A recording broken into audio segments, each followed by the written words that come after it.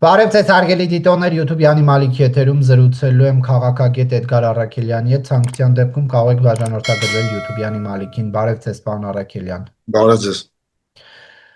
Պարոն Առաքելյան, Աբու Դաբիում տեղի ունեցավ հայտնի մրցանակաբաշխությունը, որտեղ Փաշինյանն ու Ալիևը իրար հետ նույն մրցանակի արժանացան։ Դուք սա ինչպես եք մեկնաբանում, ի վերջո սա ինչի մասին էր այս մրցանակաբաշխությունը, որովհետև ի վերջո չկա վերջնական խաղաղություն Հայաստանի եւ Ադրբեջանի միջև, ինչքան էլ որ այս ընթացքը համարենք դրական, չկա լարվածություն, փառք Աստծո չկան սահմանային միջադեպեր, բայց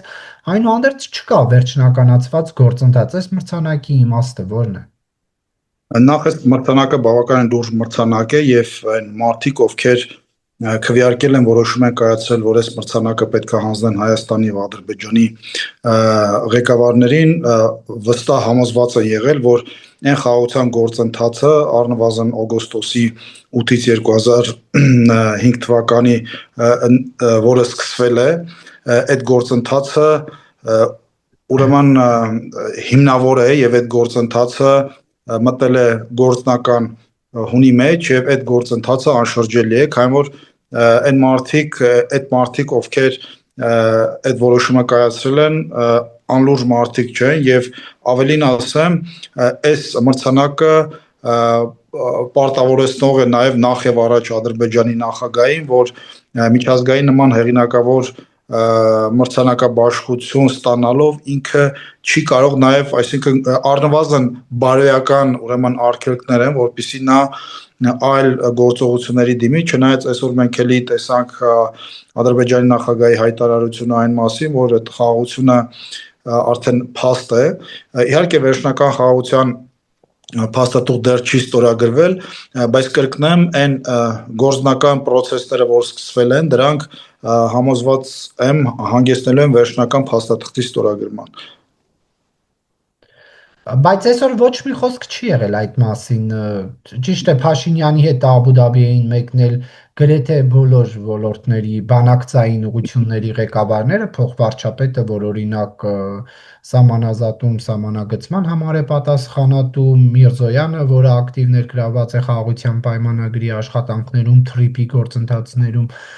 նույնիսկ Ռուբինյանը, որը հայ-թուրքական ուղղությունն է առաջ տանում, բայց ըստ երկու կողմի հրապարակած հաղորդագրությունների խաղաղության պայմանագրի վերջնական ստորագրման մասին խոսք չի եղել։ Նախ դուք ճիշտ նշեցիք եւ նկատեցիք պատվիրակությունների կազմը, դա բավականին հետաքրքիր էր։ Ես կարծում եմ պատահական չի նման կազմով այցելություն տեղի ունենում եւ համոզմունք ունեմ, որ բնականաբար այդ մարդիկ էլի պատվիրակությունները արդեն այդ կազմով շփումներ կունենան։ Տեսեք, նախորդ փորձից ելնելով մենք կարող ենք ասել, որ այն արդյունքները, որ մենք ունեցել ենք, դրա մասին նախապես այսպես շատ տեղեկատվություն չենք ունեցել, դրանք դիվանագիտական խողովակներով իրականացվող բանակցություններ են, մենք տեսել ենք հիմնականում արդյունքները, այո, միգուցե ընթացքից որոշակի տեղեկատվություն ունեցել ենք, բայց մեծ առումով, հնարավորինս քիչ է խոսվել դրա մասին եւ դա բնական է, քանի որ երբեմն նման թեմաների մասին բարձրաձայնելը կամ շատ խոսելը ավելի շատ վնասելու է, քան օգնելու է process-ը։ Եվ ինչ եք կարծում, միջև ընտրություններ կստորագրվի խաղաղության փաստաթուղթը, թե ոչ։ Ես հույս ունեմ, որ այո, միջև ընտրություններ այդ փաստաթուղթը կստորագրվի, քանի որ ներկայիս գործընթացները կապված թե թրիփի հետ, թե Հայաստան-Ադրբեջան հարաբերությունների հետ, թե Հայաստան-Թուրքիա հարաբերությունների մեջ դրա մասին են ենթադրում կամ դրա մասին ենթադրելու հիմքեր են տալիս։ Ինչը օրինակ, որովհետև մենք այդ մասին խոսացինք։ Տեսեք, եթե վերցնում ենք նույն թրիփը, մենք տեսանք, թե ինչպես Միացյալ Նահանգները եւ Հայաստանը երկու արտաքին գերատեսչությունների պատասխանատուները շրջանակային համաձայնագիր կամ հայտարարություն հրապարակեցին, որը ավելի էր կոնկրետացնում թրիփի նախագիծը եւ առաջիկա օրերին նաև սպասվում է Միացյալ Նահանգների փոխնախագահի այցը Հայաստան, որը շատ ավելի արդեն կոնկրետ ուրեմն շատ ավելի է կոնկրետացնելու այդ համաձայնագրերը եւ կոնկրետ կարծում եմ փաստաթղթեր կստորագրվեն, իսկ եթե այդ փաստաթղթերը ստորագրվում են, դա նշանակում է, որ տարածաշրջանը պետքա բացվի, դա նշանակում է, որ ապաշրջափակում պետքա տեղի ունենա, եւ այս համատեքստում ես կարծում եմ, որ այս ամբողջ խաղաղության գործընթացում տարածաշրջանի ապաշրջափակումը եւ այլն, այս գործընթացում կարծում եմ, որ Իլհամ Ալիևը Ադրբեջանի նախագահը չի ցանկանա դառնալ այն սպիտակ ագրավը, ով տորպեդահարում է կամ արգելակում է այդ խաղաղության գործընթացը, արգելակում է տարածաշրջանի տնտեսական զարգացումը եւ ոչ միայն մեր տարածաշրջանի, քանի որ այն պրոյեկտները, որի մասին խոսվել է, որի մասին արդեն որոշակի փաստաթղթեր են ստորագրվել եւ որի մասին առաջիկայում էլի փաստաթղթեր կստորագրվեն, այդ ուրեմն պրոյեկտները դրանք զուտ Հայաստան Միացյալ Նահանգներ կամ Հայաստան-Ադրբեջան կամ Հայաստան-Թուրքիա, այսպես երկկողմ բնույթի պրոյեկտներ չեն, դրանք գլոբալ մեր տարածաշրջանից դուրս պրոյեկտներ են, որը գալիս է կենտրոնական Ասիայից, հա, այդ ամբողջ ուղին եւ տանում է միջև հեռավոր Եվրոպա կամ Եվրոպայի հեռավոր ուրեմն մասերը եւ սա ըստ էության գլոբալ պրոյեկտ է, որի մեջ ներգրաված է տարածաշրջանի մեր գրեթե շատ երկրներ, գրեթե բոլոր երկրները, առաջիկայում ես կարծում եմ այն երկրները, ովքեր այս պահին միգուցե ակտիվ չեն, առաջիկայում նրանք էլ իրենց օգուտները կունենան, այսինքն այս գլոբալ պրոյեկտում Ադրբեջանի ոչ կոնստրուկտիվ դիրքորոշումը կարծում եմ նաև վտանգավոր կլինի Ադրբեջանի համար եւ հետեւաբար ես կարծում եմ, որ Ադրբեջանը կգնա այդ քայլին եւ կստորագրի խաղաղության համաձայնագիրը։ Այսինքն մենք նաև որոշակի կարծում եմ գործընթացներ բնականաբար կտեսնենք նաև հայ-թուրքական հարաբերությունների զարգացման համատեքստում։ Տեսեք, բայց պարոն Առաքելյան, Ադրբեջանի պահանջներից մեկը, պայմաններից մեկը Հայաստանի սահմանադրության փոփոխությունն է։ Հայաստանում ասում են, որ սահմանադրության նախագիծը պատրաստ կլինի մարտին, քվեարկության հանրաքվեի կդրվի խորհրդարանական ընտրություններից հետո։ Այս երկու փաստը, որ դնում ենք իրար կողք, արդեն դա չի նշանակում, որ խաղաղության պայմանագիր մինչև 2026-ի ընտրություններ չի ստորագրվելու։ Տեսեք, ես կարծում եմ, որ կողմերը մշտական շփումների մեջ են, կողմերը միմյանց տեսակետներին ծանոթ են, արդեն բավականին լուրջ գործընթացներ են տեղ ունեցել, այսօր նաև դրա վկայությունն է, սա ըստ էության այդ մրցանակի հանձնումը նաև միջազգային ճանաչում էր այդ խաղաղության գործընթացի եւ նաև պարտավորեցնող կողմերի համար եւ այսքանից հետո ես չեմ կարծում, որ կողմերը կգնան էսկալացիայի կամ կոնֆլիկտի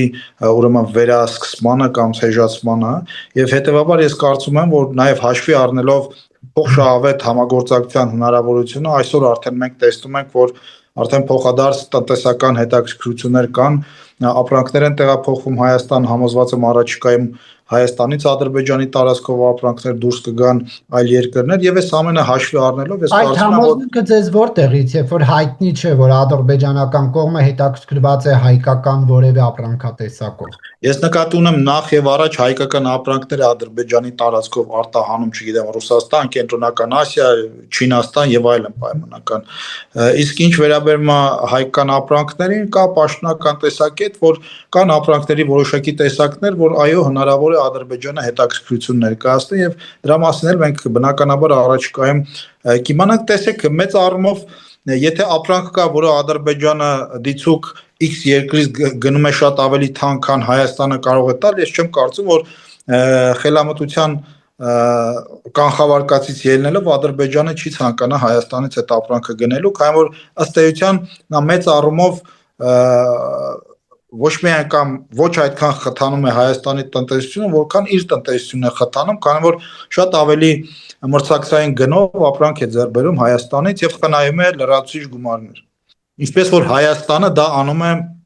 վառելիքի եւ այլ ապրանքների գնման պարագայում։ Տեսեք, Թրիպը Նիկոլ Փաշինյանի համար անվտանգության երաշխավոր է, Ռոբերտ Քոչարյանի համար անվտանգության սպառնալիք, Սերժ Սարգսյանի համար անորոշ մի բան, որ չի հասկանում երրորդ նախագահը, թե ինչ է Թրիպը։ Երեք տարբեր քաղաքական թևեր եւ երեք տարբեր գնահատականներ։ Հիմա ի վերջո Թրիպը ձեզ ինչի մասին է։ Տեսեք, Ռոբերտ Քոչարյանի համար այո, թրիփը դա իր անձնական կամ իր անձնական հնարավորությունների ու ունեցվածքի միգուցե սպառնալիք են առումով, քանի որ թրիփը դա Հայաստանը համաշխարհային տնտեսությանը կապելու մասին է։ Իսկ երբ որ մենք ունենում ենք նման Հայաստան, որը կապվում է համաշխարհային տնտեսության եւ դառնում է դրա կարևոր օղակներից մեկը, ապա Ռոբերտ Քոչարյանի, Սերժ Սարգսյանի, չգիտեմ, Սամվել Կարապետյանի այդ շրջանակների համար այո սպառնալիք թե իրանց անձնական հնարավորությունների առումով, սպառնալիք է իրանց քաղաքական հնարավորությունների առումով, քանի որ անցյալում ինչ էր տեղի ունենում, անցյալում նրանք Հայաստանը վերցրել էին եւ գրավադրել էին կոնկրետ պետությանը եւ այդ պետությունը անունը դրել էին, որ երաշխավոր է Հայաստանի անվտանգությանը եւ ինքնիշխանություն, բայց այդ պետությունը երաշխավորում էր բացառապես իրենց քաղաքական իշխանությունը եւ տնտեսական ուրեմն լծակները Հայաստանի Հանրապետությունում։ Այդ տեսանկյունից այո Ռոբերտ Քոչարյանի համար թրիփը եւ մնացած պրոյեկտները, որոնք նպաստում են Հայաստանի սահմանների բացմանը, որոնք նպաստում են Հայաստանի տնտեսական զարգացմանը, որոնք նպաստում են Հայաստանի ուրեմն դիվերսիֆիկացիայի տարբեր ոլորտներում տնտեսական, քաղաքական, չգիտեմ, անվտանգային եւ այլն, այդ ամենը Ռոբերտ Քոչարյանի, Սերժ Սարգսյանի, չգիտեմ, ուրեմն Սամվել Կարապետյանի համար սպառնալիքներ են։ Այո, քանի որ Հայաստանի փակ սահմանները նրանց համար եղել է բաց հնարավորություն հարստանալու եւ Հայաստանում իշխանություն պահելու։ Ահա այդ տեսանկյունից այո իրենց համար սպառնալիք է։ Իսկ թրիփը ոչ թե Նիկոլ Փաշինյանի համար է անվտանգության երաշխիք, այլ Հայաստանի Հանրապետության համար է անվտանգության երաշխիք եւ ոչ միայն թրիփը, այլ այն ամբողջ ուրեմն համաձայնագրերը, որոնք կնքվել են Միացյալ Նահանգների հետ, իսկ դրանք միայն ուրեմն միջազգային տրանսպորտային ուղու մասին չէ, այլ նաև Հայաստանում լուրջ ներդրումների մասին է, թվում նաև տեխնոլոգիական ոլորտում։ Ընդ որում նաև լուրջ գիտելիքների եւ կարողությունների փոխանցման մասին է դեպի Հայաստան, կարողություններ եւ գիտելիքներ, որոնք ունեն բացառապես Միացյալ Նահանգները։ Եվ դա է լինելու իշխանության հիմնական խաղաքարը ընտրություններին նախընտրական շրջանում քարոզարշավի ժամանակ ժողովրդին ցույց տալու մատնանշելու, որովհետև գաղտնիք չէ, որ Նիկոլ Փաշինյանը իր պոպուլիստական հայտարարություններով, գործողություններով առաջատար եղել, միջև անգամ կկանգնեմ պատի տակ ինձ գնդակահարեք, եթե կարծում եք սխալ եմ, եթե սխալ եմ հելեք հեղափոխություն արեք, բոլորդ վարչապետ եք եւ այլն։ Հիմա մենք ունենք մի իրավիճակ, որ Նիկոլ Փաշինյանի հետ ոտ մեկնող կա, մարդ, որը Նարեկ Կարապետյան ասում է մեկ դրամ աշխատավարձ է ստանալու մեր վարչապետը, ոչ պակաս ականջահաճո հայտարարություն չէ սա Հայաստանի սոցիալապես ծանր վիճակում գտնվող քաղաքացիների համար, ինչպես օրինակ Նիկոլ Փաշինյանի ձեր վարկերը հետ կապված որոշ խնդիրներ կվերանային, հա։ Հիմա ինչ մրցակցություն մենք սպասենք։ Տեսեք, նախ Նիկոլ Փաշինյանը պոպուլիստական հայտարարություններ չի արել, դրանք Դե չէ, կներեք, կգամ պատի տակ կկանգնեմ ինձ գնդակարեք, եթե սխալ եմ, դա եթե պոպուլիստական հայտարարություն չէ։ Տեսեք, օրինակ ասում եք, ասել է, եթե ներողություն ասեցիք, դուրս եկեք փողոց հեղափոխություն արեք, եթե այսպես է, այսինքն դա ժողովրդարական երկրներում ընդունված բան է, այսինքն մարդը ասում է, եթե կա սխալ բան, սիրելի ժողովուրդ, բնականաբար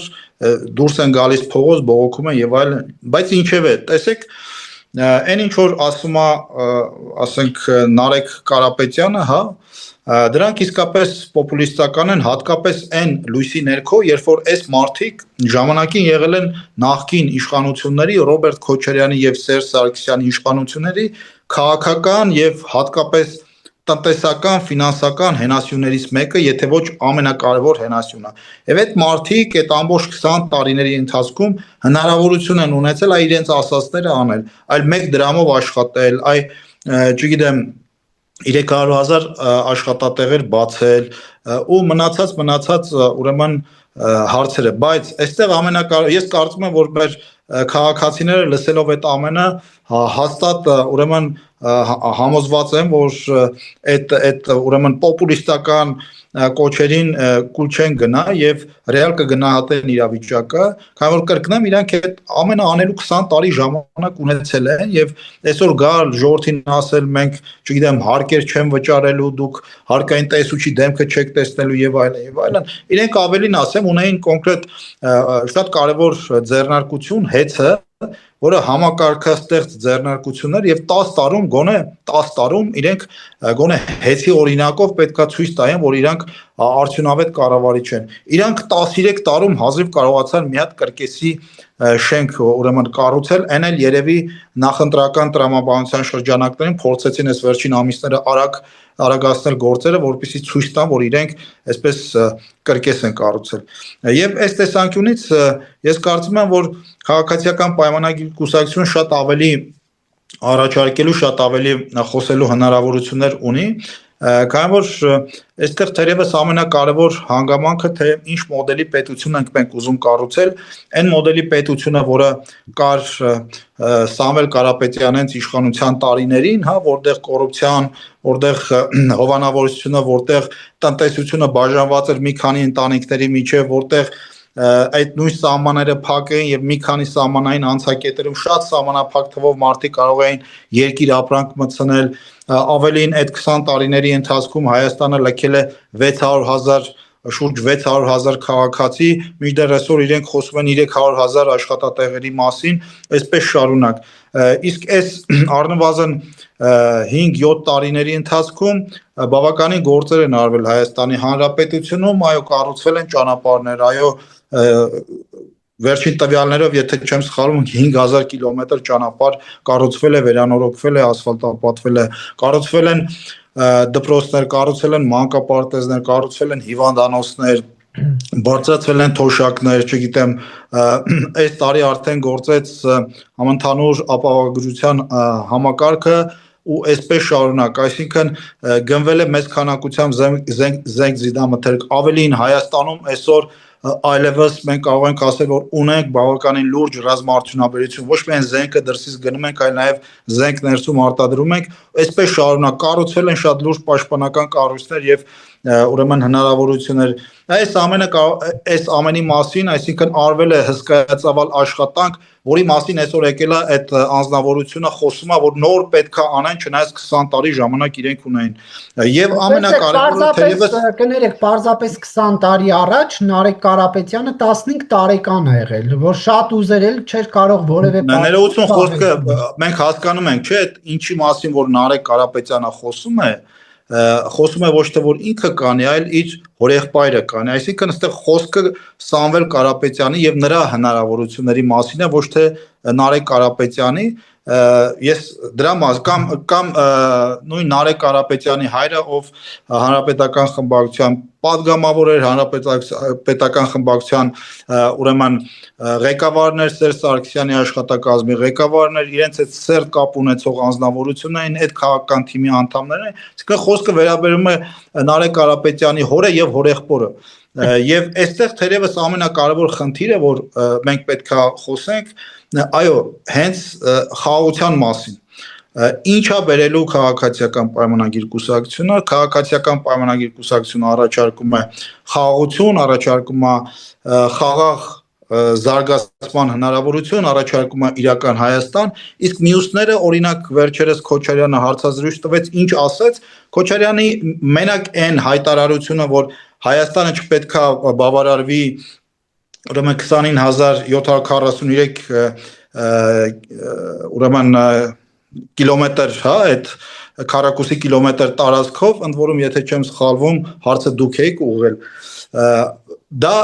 ուղիղ տարածքային պահանջահարևաներին եւ դա ուղիղ պատերազմի առիթ է նույն Ադրբեջանի եւ Թուրքիայի համար։ Այսինքն մենք պետք է ընտրենք, մենք խաղաղություն ենք ուզում, թե պատերազմ ենք ուզում։ Մենք խաղաղ զարգացում ենք ուզում։ Քոչարյանը դիվանագիտական ճանապարհներով է ինչ-որ լուծումների հասնում։ Մենք Քոչարյանի դիվանագիտական ճանապարհները տեսել ենք եւ այդ դիվանագիտական ճանապարհները հետևյալի մասին էին, այդ դիվանագիտական ճանապարհները մեղրին տալու կամ փոխանակելու մասին էին, ընդ որում մարդը այսօր խոսում է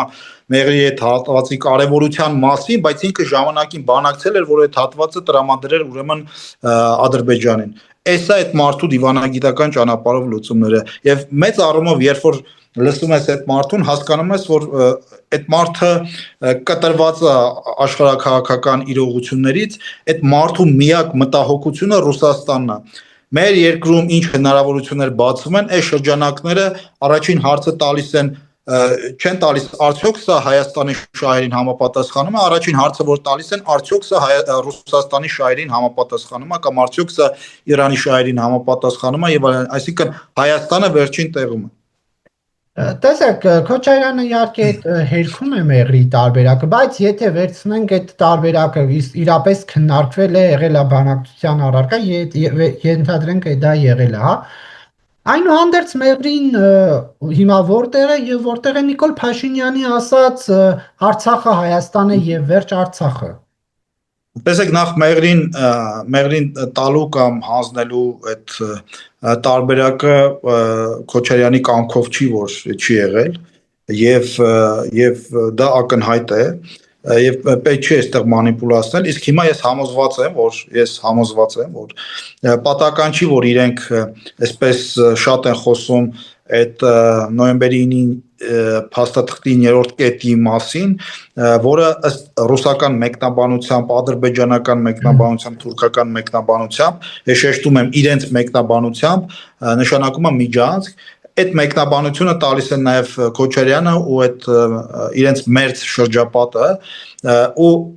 դա նշանակում է այդ պրոյեկտի այդ ծրագրի իրականացում, որը 90-ականների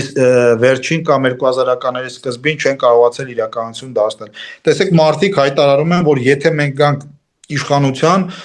թրիփի նախագիծը կկասեցնենք եւ կգնանք այդ ուղղությամբ։ Հիմա այս վերջերս իրանք փոխել են մի քիչ այդ խոսույթը, ասում են դե կբանակցենք, որպիսի Հայաստանի շահերին էլ ավելի այսպես համապատասխան լինի, մինչդեռ ինչա նշանակում կբանակցենք կամ կվերաբանակցենք, սա նշանակում է, որ լուրջ պետության հետ կնքված պայմանավորվածության կասկածի տակ դնել, չեղարկում, ինչը կբերի այդ պրոյեկտի չեղարկում, եւ իրենք կասեն, կհայտարարեն, որ դուք լուրջ պետություն Ադրբեջանին նկատի ունեք, որովհետեւ Հայաստանը Ադրբեջանի հետ է ինչ որ բան Ոչ, ես նկատի ունեմ իսկ Միացյալ Նահանգները այնտեղ պարզապես վկայի կարգավիճակ է ունեցել։ Տեսեք, ես նկատի ունեմ Թրիփը ոչ թե Միացյալ Նահանգները վկայի կարգավիճակ ունի, Թրիփում Միացյալ Նահանգները կողմ է, ես նկատի ունեմ Թրիփը։ Այսինքն իրենք սկսեն բանակցել անունը դնելով, որ շատ ավելի լավ ուրեմն պայմանագիր ունենալու, արդյունքում Միացյալ Նահանգները կհրաժարվի այդ ծրագրից, իրենք կպատճառաբանեն, դե մենք Հայաստանի շահերից ելնելով ավելի լավ բան ենք ուզում, քանի որ չստացվեց, դե գնում ենք ռուսական տարբերակին։ Ռուսական տարբերակը ինչը մենք արդեն տեսել ենք, թե ինչպես է Ռուսաստանը բլոկպոստեր է դրել այդ ուրեմն տարածքի վրա եւ փորձել էր փակել Հայաստանի սուվերեն տարածքը, այդ դա է ռուսական տարածքը, ռուսական մոդելը, որին իրանք ձգտում են։ Պարոն Առաքելյանից ընդդիմադիր դաշտում ըստ ձեզ ինչպիսի բլոկներ կձևավորվեն, ինչպիսի համագործակցություններ կլինեն։ Հիմա Քոչարյանն է հայտարարել մասնակցության մասին, Սամվել Կարապետյանն են հայտարարել, Սերժ Սարգսյանն դեռ որոշում չունեն, որովհետև ասում է դե այս փուլում գրասենյակների շտաբների ձևավորման փուլ է, մենք ոչ մի բան չենք անում, որովհետև մենք ունենք արդեն դա ձևավորած։ Ծառուկյանի շուրջ ինչ որ համախմբման քայլեր կան, ինչպիսի պատկեր կունենանք ընդդիմադիր դաշտում ըստ ձեզ։ Դուք ըստ էության նշեցիք ընդդիմադիր դաշտի հիմնական ուղղությունները, դրանք գումարած եւս էլի մի քանի ավելի մանր ուրեմն ուժեր հանդես կգան ընդդիմադիր դաշտում, իրանց ըստ էության նպատակը կամ տեսլականը կամ մոտեցումը շատ ավելի ակնհայտ է, իրանք ցանկանում են փորձել Գյումրիի սցենարը իրականացնել Եվ ես կարծում եմ, որ դա իրենց չի հաջողվի, քանի որ նախ Գյումրիից հետո տեղ ունեցավ նաև Վաղարշապատը, բայց միևնույն ժամանակ Գյումրիի սցենարը, երբ որ օրինակ այնտեղ հավաքված ուժերը մինչ այդ հայտարարում են, որ այ տեսեք մենք Վարդան Ղուկասյանին ձայն չենք տա կամ նույնիսկ հայտարարում են, որ Վարդան Ղուկասյանը հենց իշխանության տեխնացուն է, իշխանությունն է ուզում Վարդան Ղուկասյանով քաղաքը վերցնել, բայց արդյունքում մենք տեսանք, որ հասարակ ընտրողների խաբեցին, գնացին ձայները հավաքեցին եւ Վարդան Ղուկասյանին դարձրեցին ուրեմն քաղաքապետ։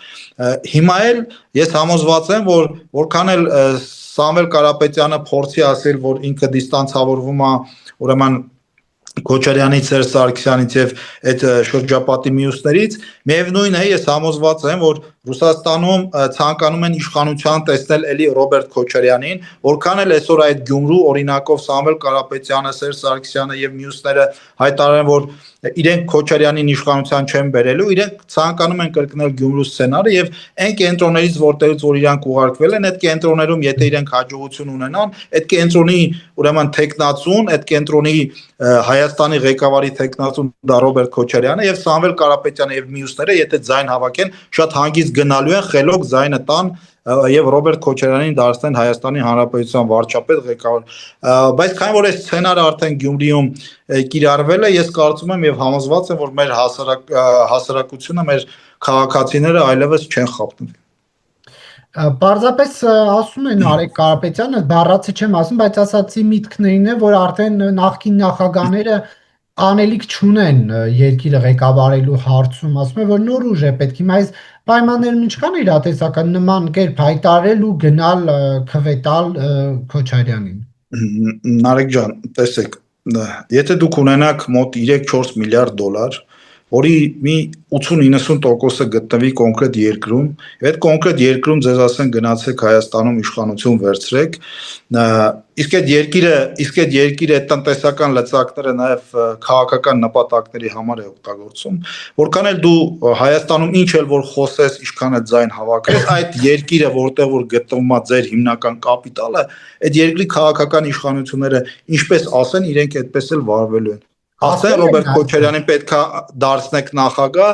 Ռոբերտ Քոչարյանը դառնալու է նախագահ։ Ու ես համոզված եմ, որ իրենց տեխնացուն հենց Ռոբերտ Քոչարյանն է։ Եվ այդ խոսույթներ, որ կապ չունենք մենք իրենց հետ, ձայն չենք տա եւ այլն, այդ